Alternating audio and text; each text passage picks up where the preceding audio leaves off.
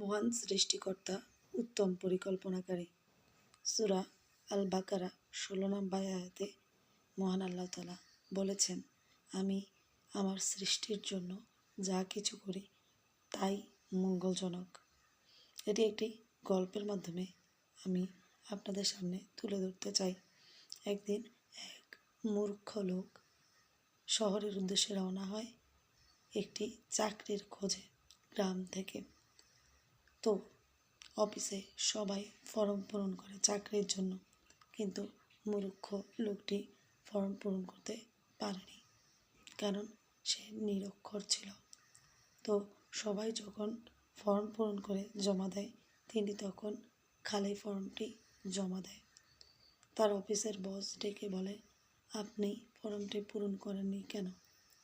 লোকটি বলে, স্যার, আমি নিরক্ষর। তখন বস বলল যে, আসলে আমাদের চাকরির জন্য ন্যূনতম শিক্ষার প্রয়োজন।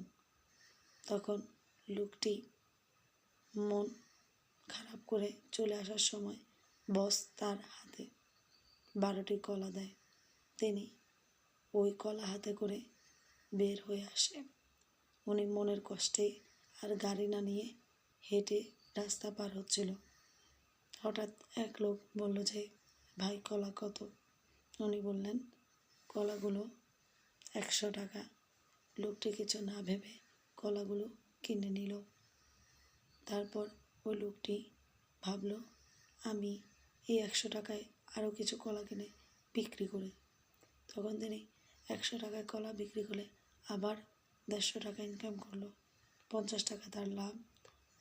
আবার এভাবে বারবার ক্রয় করতে করতে একদিন তিনি কলার দোকানের মালিক হলো। তা থেকে উনি ওই অঞ্চলের সবচাইতে বড় কলার সাপ্লায়ার হলো। ওনার দোকানে অনেক কর্মচারী চাকরি করা শুরু করেছেন। তো সবাই ওনাকে জিজ্ঞেস করলো, ওনার জীবনটা কলার ব্যবসাটা কই থেকে শুরু হলো। উনি বলল, আসলে আমি যদি ওই দিন চাকরির ফর্মটা পূরণ করতাম, শিক্ষিত হতাম, তাহলে আজকে আমি সুইপার হতে হতো। এর থেকে ভালো আমি এখন অনেক বড় ব্যবসায়ী। সো আল্লাহ যা করে ভালোর জন্য করে। কিছু মানুষ নিরক্ষর আছে, থাকুক না, হয়তোবা সে কোনো মঙ্গলজনক কাজে নিয়োজিত। কিছু মানুষ শিক্ষিত থেকেও দেশের জন্য বা দোষের জন্য কতটুকুই কাব্যা করতে পারছে। আসল হচ্ছে মনুষ্যত্ব, আসল হচ্ছে আপনার দায়িত্ববোধ, আসল হচ্ছে আপনার জ্ঞান অর্জন, আসল হচ্ছে আপনার পরিশ্রম।